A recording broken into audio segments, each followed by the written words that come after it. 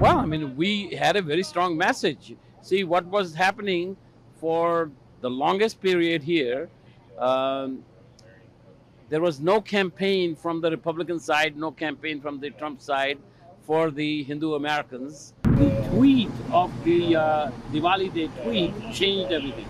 That also allowed us to use that tweet to launch a campaign. Next 5 days, we launched a major campaign in which we had, let's see how many, 30 channels, 30 commercials a day. So 900 commercials for 5 days. And we were successful in educating the Hindu Americans who Kamala really is. She is only Hindu, half Hindu in name only.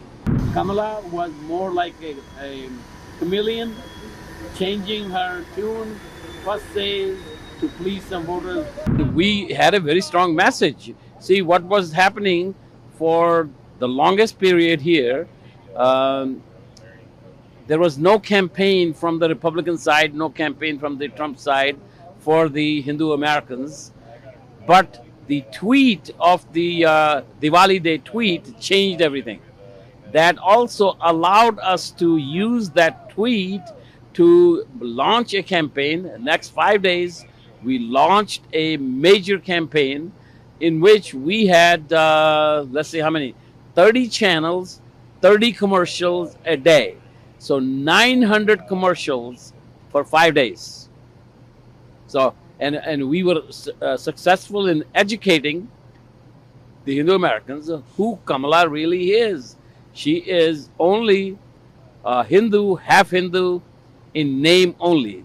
Just because her name is Kamala does not mean that she's friendly towards Hindus.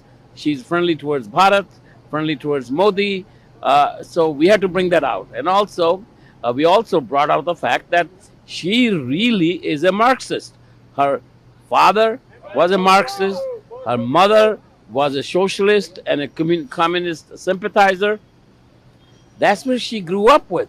So her entire philosophy is very much to the left, a socialist economy. You know, who wants a socialist economy? Socialist economies throughout the world have failed. So once you educate the people, you make them think. I actually, in one of our ads, I asked, well, some of you, the youngsters here, may not even know what a socialist economy is.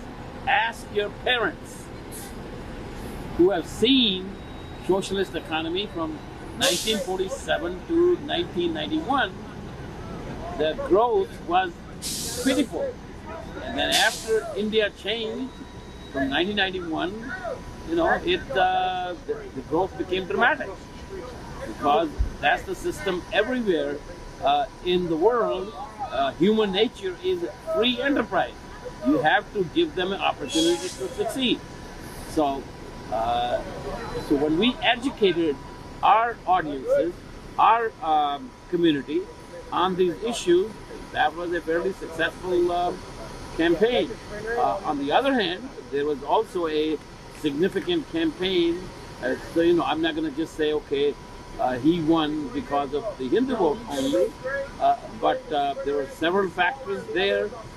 The African American men, Latino men, most people, working class people, and to them the biggest issue was inflation, prices. Prices over had gone up by 20%, gasoline, food. So that had a significant impact.